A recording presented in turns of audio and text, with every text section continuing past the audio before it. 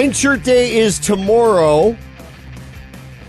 Of course, Pink Shirt Day is when we all come together and we stand up against bullying and cyberbullying as moms and dads, guardians, educators, children, everyone. It's what we want to do. So if you have a pink shirt, you might want to sport it tomorrow just to support the cause. Joining us now is Jasmine Daya. Jasmine, you have always been very active in the Pink Shirt Day. I would imagine on the eve, is it something you're excited about tomorrow? I am, and I've already got my pink shirt ready to wear tomorrow. It's a day that has become increasingly important to me, both as a mother of 3 children, but also as a lawyer. And the reason I say as a lawyer is because I practice in personal injury, and one of the areas of my practice is with respect to bullying and claims involving minors.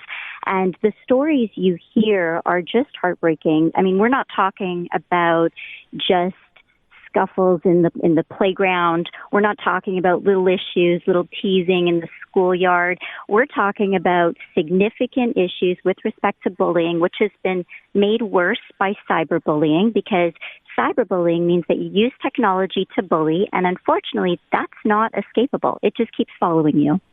And when it comes to the legal options for victims of bullying and cyberbullying, what are their options? Well, hopefully, bullying doesn't right away require the legal route. Hopefully, you can go to school teachers, the principal. If you need to escalate it, you want to go to the superintendent of the school board. If, however, all else fails and you need to keep going, if there's a criminal element, you definitely want to report the situation to the police. And if there is more involved with respect to harm to the child, whether it's physical or psychological, you might want to consult with a personal injury lawyer to see what your options are. Jasmine Daya is with us. Tomorrow is Pink Shirt Day, where we all try and rally together and stand up against bullying and cyberbullying.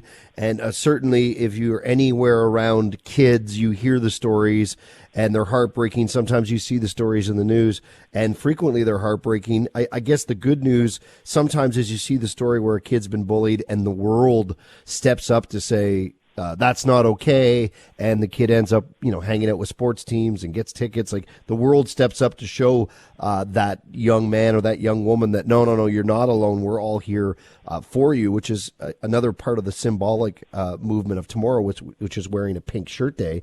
When it comes to the Canadian justice system, what, if anything, are they doing to deter bullying? Is that something that the government needs to get involved in? Well, so the government is involved. Certain municipalities across Canada have anti-bullying bylaws. Toronto does not, but there's other places within Canada that does. Now, some people say that works, some people say it doesn't. I think it's a great option. I mean, it enables people to get tickets for bullying. And again, we're not just talking about a little bit of name calling. We're talking about significant issues. If we look back at Amanda Todd, and, it's a sad story and we don't have to talk too much about it, but this was a young woman years ago, young girl who was bullied so terribly online, and it became in person because people would see things online. Every new school she went to, she was taunted and tormented. She ended up taking her own life.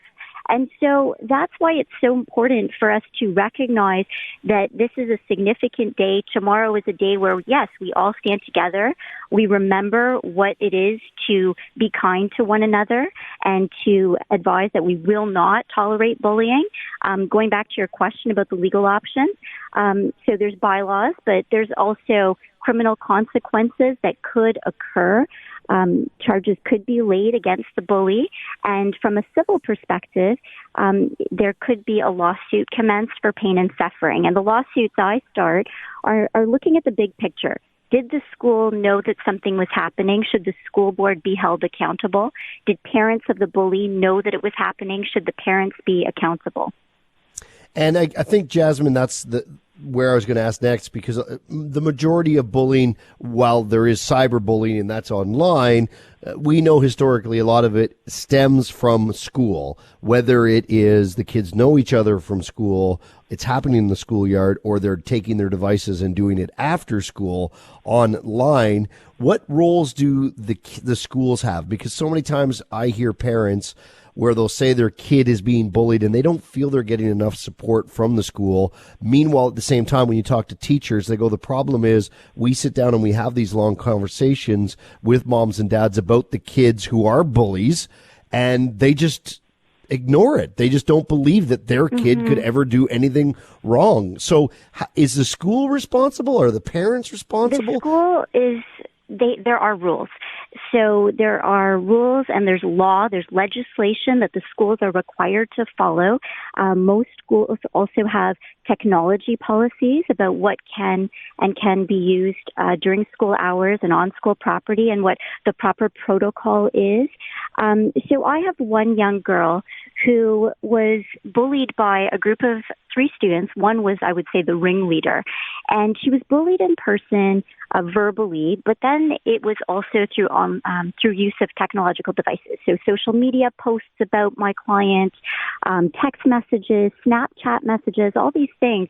And the breaking point for my young client was when she was on a school trip to Montreal, and there were posts about her on Instagram used on devices that were not allowed to be used during the school trip. The school knew that the kids had the devices. They also said they weren't allowed to use them, but it continued. And in the end, my client now, because of the harassment, was put on suicide watch. And so is the school responsible? I think to a large degree, yes. The parents aren't there. The school was entrusted with my young client, and they failed to provide her with the proper duty of care. Just simply by not following the rules that they put in place themselves. Exactly.